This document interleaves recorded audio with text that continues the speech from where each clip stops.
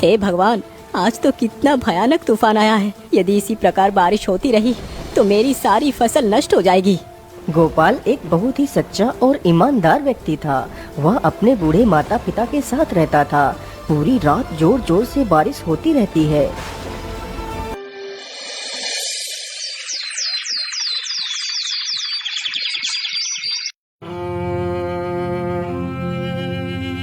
पिताजी, मैं जरा खेतों की तरफ जा रहा हूँ। मैं अभी जल्द ही वापस आ जाऊंगा। इतना कहकर गोपाल वहाँ से निकल पड़ता है।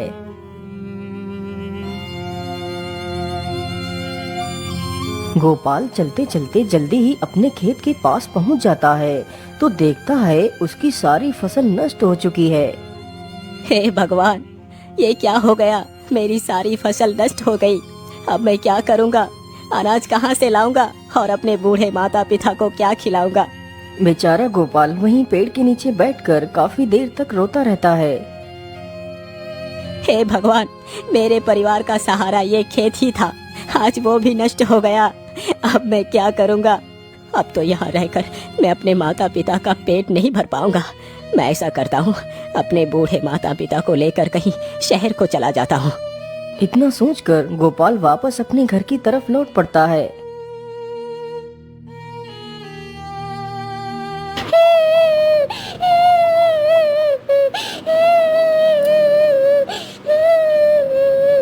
अरे, ये आवाज किसकी है? मुझे तो लगता है कोई मुसीबत में है और ये आवाज तो इसी तरफ से आ रही है। चलो चलकर देखता हूँ। गोपाल जल्दी ही उसी तरफ जाता है जिस ओर से वह आवाज आ रही थी। गोपाल जैसे ही उधर को जाता है तो देखता है एक चिड़िया अपने घायल बच्चों को देख देख कर रो रही है, जो बच्चे कुछ दिन पहले ही अंडों से निकले थे। अरे चिड़िया, तुम क्यों रो रही हो और तुम्हारे इन बच्चों को क्या हो गया है? अरे भैया, मैं तुम्हें क्या बताऊं, इस तूफान ने मेरा सारा घर उजाड़ दिया। अभी कुछ दिन पहले ही मेरे बच्चों ने जन्म लिया था। उनके शरीर पर तो भी ठीक से पंख भी नहीं निकल पाए थे और आज ही उस जालिम तूफान ने मेरे बच्चों को घायल कर दिया। अरे चिड़िया, तुम दुखी मत हो, मैं तुम्हारी मदद कर देता हूँ। मैं तुम्हारे बच्चे को दवाई लगा देता हूँ तो तुम्हारे बच्चे जल्दी ही ठीक हो जाएंगे और मैं तुम्हारा घोंसला भी इस पेड़ पर रख देता हूँ। गोपाल की यह बात सुनकर चिड़िया थोड़ी सी राहत की सांस लेती है। गोपाल जल्दी से जाता है और दवाई की कुछ पत्तियां तोड़ कर लाता है और जल्दी ही उन घायल बच्चों के घाव पर लगा देता है। फिर वह जल्दी से चिड़िया का घोंसला जमीन से उठाता है और पेड़ पर रख देता है और बारी बारी से उसके दोनों बच्चों को घोंसले में बैठा देता है। यह देखकर चिड़िया खुश हो जाती है। हे दयालु इंसान, तुमने मेरे परिवार को मरने से बचा लिया। तुम मेरे लिए भगवान से कम नहीं हो। मैं तुम्हारा ये उपकार कभी नहीं भूलूंगी। अच्छा चिड़िया, अब मैं चलता हूँ।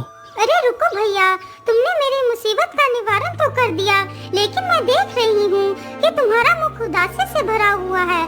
क्या बात है भैया?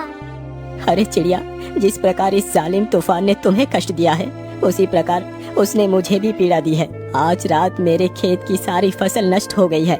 उस फसल से ही मेरी सारी उम्मीदें थी और अब वो फसल भी नष्ट हो चुकी है। अब मैं क्या करूँगा? खाना कहाँ से लाऊंगा और अपने बूढ़े माता पिता को क्या खिलाऊंगा? मेरे पास खेती के अलावा दूसरा कोई साधन भी नहीं है। अब तुम ही बताओ चिड़िया, मैं क्या करूं? अरे भाई, आप दुखी ना हो। आपने मेरी इतनी मदद की है, इसलिए मैं आपकी मदद करना चाहती हूँ। मैं तुम्हें एक खजाने का रास्ता बताती हूँ, जिससे तुम्हारी गरीबी हमेशा के लिए खत्म हो जाएगी। लेकिन चिड़िया, वो खजाना है कहाँ? वह खजाना तुम्हें देवगिरी की पहाड़ियों में मिलेगा, लेकिन याद रखना, उस खजाने को देखकर यदि तुमने ज्यादा लालच दिखाया तो तुम्हें वह खजाना प्राप्त नहीं हो पाएगा। ठीक है चिड़िया, मैं तुम्हारी बात को याद रखूंगा। अच्छा, मैं चलता हूँ। इतना बोलकर गोपाल खजाने की तलाश में निकल पड़ता है।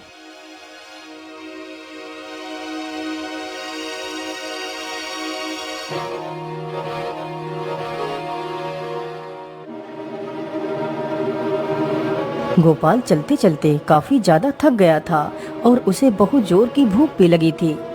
अरे राम राम राम, मैं तो चलते चलते कितना ज्यादा थक गया हूँ।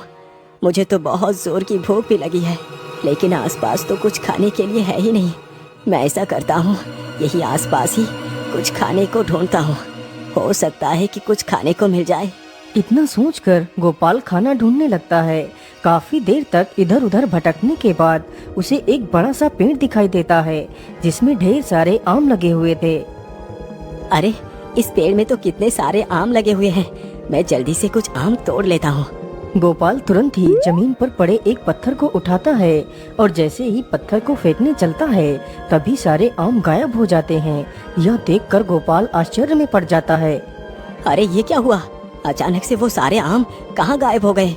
पुत्र, तुम इस पेड़ के आम ऐसे नहीं खा पाओगे। अरे ये किसकी आवाज है? आसपास तो कोई भी नहीं दिखाई दे रहा। पुत्र, मैं तो तुम्हारे सामने ही खड़ा हूँ। मैं एक पेड़ हूँ। लेकिन क्यों पेड़? मैं तुम्हारे फल क्यों नहीं खा सकता? बेटा, इंसानों ने हम पेड़ों को बहुत कष्ट दिया है। हमने इंसानों के लिए क्या कुछ नहीं किया, उन्हें अपने स्वादिष्ट फल खिलाए। हम खुद धूप में तड़पते रहे, लेकिन तुम इंसानों को अपने छाया में बिठाया। लेकिन बदले में तुम इंसानों ने मेरे लिए क्या किया? तुमने सारे पेड़ काट दिए, जिसकी वजह से आज इतनी कड़कती धूप पड़ रही है और जल का स्तर भी निरंतर घटता जा रहा है, जिसकी वजह से अब हम पेड़ों को भी पर्याप्त जल नहीं मिल पा रहा। यदि ऐसे ही चलता रहा तो जल्द ही पृथ्वी का विनाश हो जाएगा। यदि इस विनाश को रोकना है तो कोई भी व्यक्ति यदि मजबूरन एक पेड़ काटता है तो उसे उसके बदले में कम से कम 2 पेड़ लगाना है, तभी हम इस पृथ्वी को सुरक्षित रख सकते हैं। लेकिन पेड़, मैं इसके लिए क्या कर सकता हूँ? पुत्र, मैं तो किसी के पास जाकर ये बात नहीं बता सकता, लेकिन ईश्वर ने तो तुम्हें पैर दिए हैं। तुम प्रत्येक व्यक्ति तक इस संदेश को पहुंचा ही सकते हो। यदि तुम ऐसा करने के लिए तैयार हो तभी मैं तुम्हें फल खिला सकता हूँ। हाँ हाँ ठीक है पेड़, मैं आपके इस संदेश को जरूर सबके पास पहुँचाऊंगा। गोपाल की यह बात सुनकर पेड़ प्रसन्न हो जाता है और जल्दी से अपने कुछ फल नीचे गिरा देता है। गोपाल तुरंत ही उन फलों को उठाता है और खाने लगता है।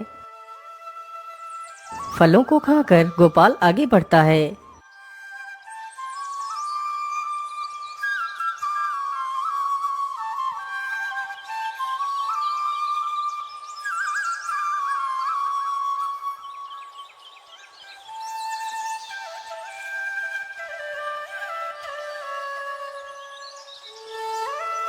अरे बाप रे बाप, कितनी जोर की धूप पड़ रही है। इस धूप में तो चलना कितना मुश्किल हो रहा है और मुझे प्यास भी लगी है, लेकिन नदी तो पास में ही है। चलो थोड़ा सा पानी ही पी लेता हूँ। फिर गोपाल नदी में पानी पीता है। आहा, पानी पीकर तो सारी थकान जैसे दूर हो जाती है। अरे ये क्या, पानी के भीतर ये क्या है जो इतना चमक रहा है? गोपाल तुरंत ही पानी के भीतर अपना हाथ डालता है और उस चमकती हुई वस्तु को बाहर निकालता है। अरे ये तो सोना है, लेकिन इस नदी के भीतर ये सोना आया कहाँ से?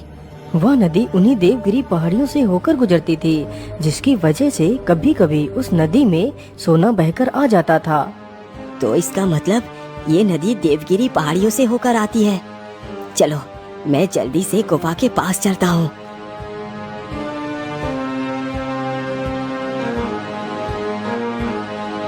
गोपाल चलते चलते जल्दी ही देवगिरी की पहाड़ियों में पहुंच जाता है।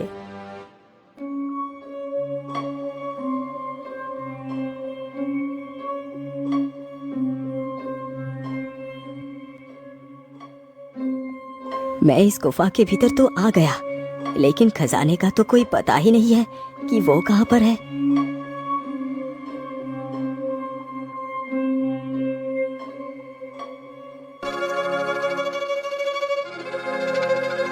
अरे ये क्या, इस पत्थर के नीचे से ये पानी कहाँ से आ रहा है? कहीं इस पत्थर के पीछे ही तो वो खजाना नहीं छुपा है? चलो इस पत्थर को ही हटाकर देखता हूँ। गोपाल जैसे ही उस पत्थर को छूता है तभी वह पत्थर अपने आप ही दूर खिसक जाता है। अरे ये क्या, ये पत्थर तो मेरे छूते ही दूर हो गया। गोपाल जल्दी से उस दरवाजे के अंदर चला जाता है तो देखता है गुफा के अंदर हर तरफ सोना ही सोना पड़ा हुआ था।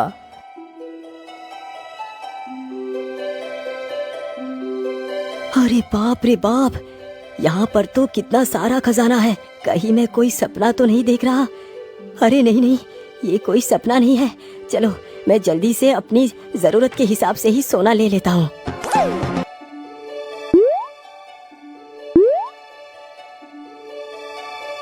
गोपाल जल्दी से एक पोटली भरकर सोना ले लेता है। हाँ हाँ, इतना सोना मेरे जीवन के लिए पर्याप्त है। इतना कहकर गोपाल खजाने की पोटली को अपने सिर पर रखता है और वहाँ से निकल पड़ता है।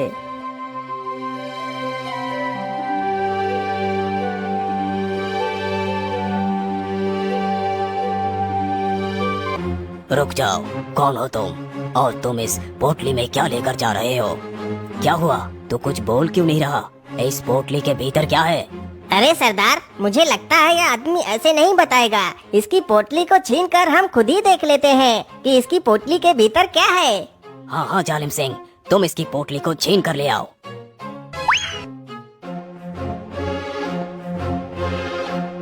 अरे लाला, जल्दी से मुझे यह पोटली दे दे।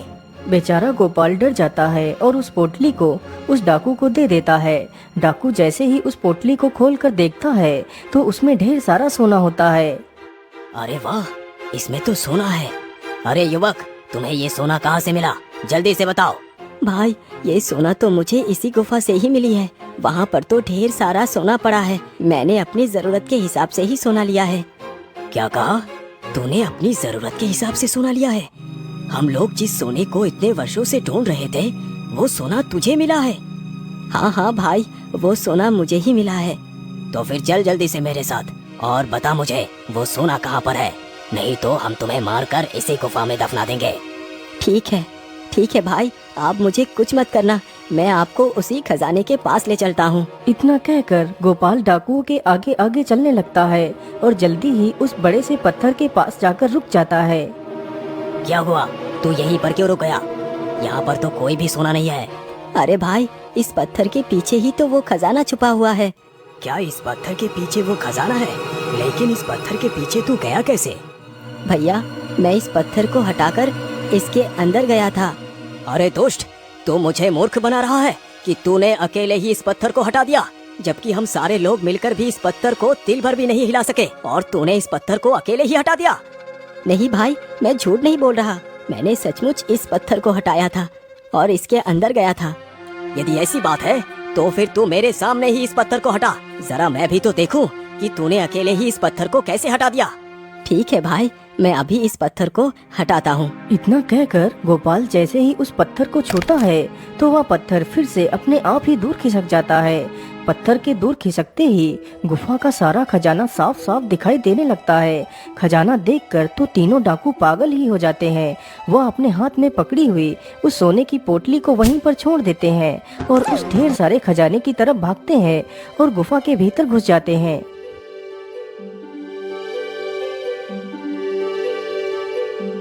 अरे वाह वाह वाह, इतना सारा खजाना है।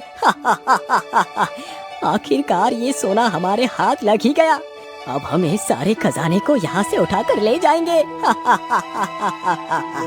डाकू के इतना बोलते ही गुफा का दरवाजा अपने आप ही बंद हो जाता है। तीनों दुष्ट डाकू उसी गुफा में फंस जाते हैं। गोपाल जल्दी से उस खजाने की पोटली को उठाता है और वहाँ से भाग जाता है।